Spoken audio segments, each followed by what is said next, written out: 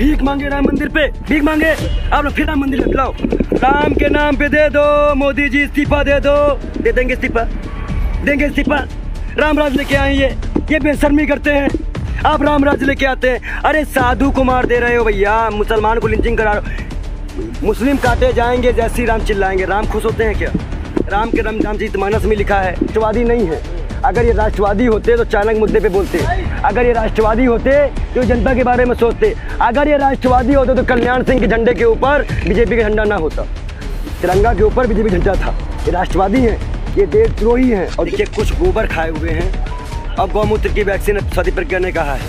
Media इस चीज़ को कब दिखाएगी? आप गोबर भक्तों को दिखाएंगे, आप मोदी मोदी दिखाएंगे, लेकिन आप कभी हमारी हक की आवाज़ नहीं उठाएंगे, क्योंकि आप जानते हैं कि हमारी हक की आवाज़ उठाने में आपको कोई भी नहीं तो आपके घर में सीबीआई पहुंच जाएगी, ईडी पहुंच जाएगी।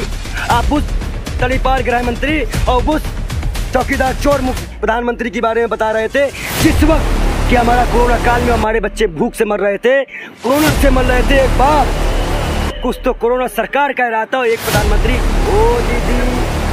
ओ दीदी ये नोटबंदी का पैसा है जो आज ये चुनाव में प्रचारों में जय जगह बीजेपी चुनाव लड़ती है, उसका प्रचार का बजट बढ़ जाता है।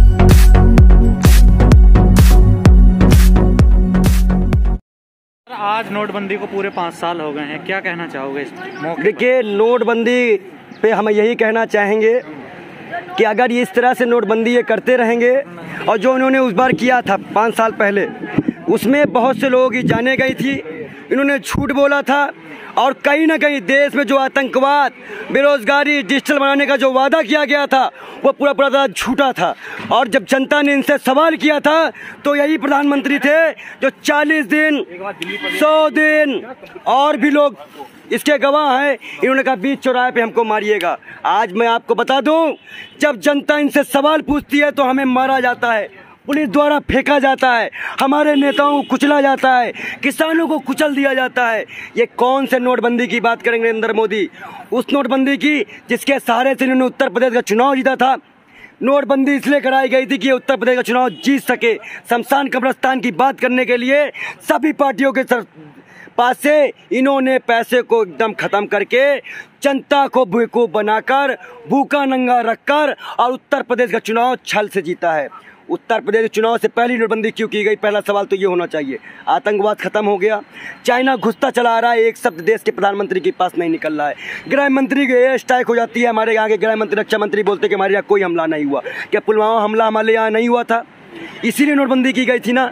आज 2000 के नोट मार्केट में कहाँ है? सवाल पूछे प्रधानमंत्री से कोई, कहाँ है 2000 के नोट? आज 100 के नोट, 50 के नोट, 20 के नोट चेंज करने पे आपको क्या फायदा मिल गया? इसी तरह से जिस तरह से आपने 10, 5 और 50 के नोट चेंज किए, उसी तरह आप 1500 नोट चेंज कर सकते थे। इतनी इमरजेंसी क्यों थी? क्योंकि आपको अडानी अंबानी का कर्ज माफ करना था। आप बड़े अंबानी अडानी की सरकारें हो क्योंकि आपने 12 लाख करोड़ रुपए जियो के माध्यम से रिलायंस को फायदा पहुंचाया है, जिस कारण से आपसे जनता से कोई मतलब नहीं रहा। जनता तो ये कहती है कि देश हित में महंगाई भी सह लेंगे, तो दिक्कत आप देखिए कुछ गोबर खाए हुए हैं और गौमूत्र की वैक्सीन सदी प्रज्ञा ने कहा है वो लगवाए होंगे। देखिए मैं आपको बता दूं, अगर वास्तविकता देखनी हो, कोरोना काल में हमारे नेता हैदर अब्बास नीतू के नेतृत्व में जब हम लोग खाना बांटने जाया करते थे ना, मैं टीम हैदर से हूँ, हमारा नेता हैदर है, ये है भारत।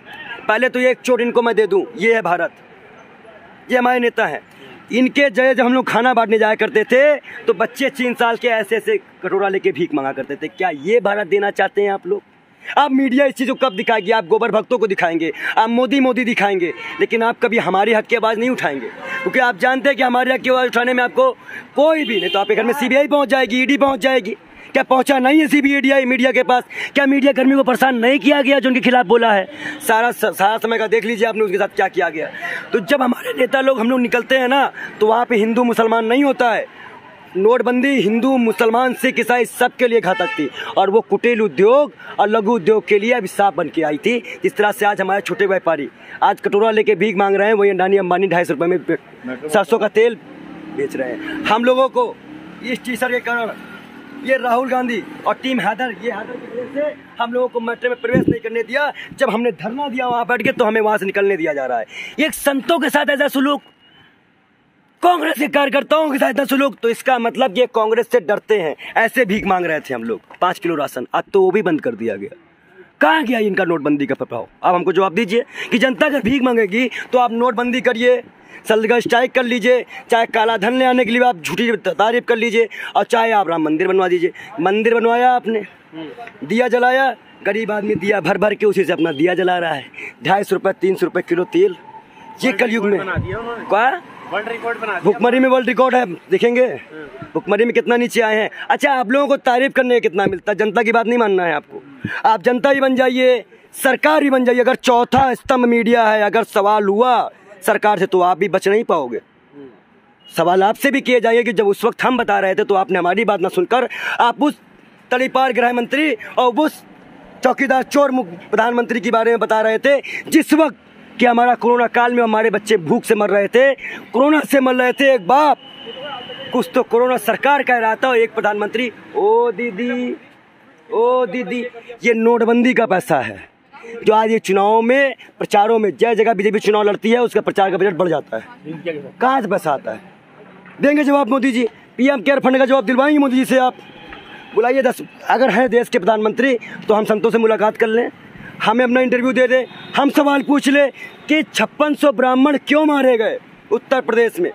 आज दाढ़ी और चोटी दोनों खतरे में है। ये नोटबंदी नहीं किए थे, ये हिंदू मुसलमान करने के लिए यूपी में इनको समय मिल सके इसलिए जनता को लिहाया गया था। नहीं बताइए, नोटबंदी 30 दिन फिर 100 दिन, आवाज तक मुझसे निजात नहीं पा गए, जिसकी कमर टूट चुकी नोटबंदी में। और वही एक ऐसा शुरुआत थी जिस वक्त हमारी जनता पूरी तरह से नोटबंदी से त्रस्त हुई और धीरे धीरे करके आज वो 5 किलो राशन पे आ गई। 80 करोड़ आदमी, 90 करोड़ आदमी जिस देश में 5 किलो राशन पे निर्भर हो, उस देश को आप विश्वगुरु बनाने के चक्कर में है।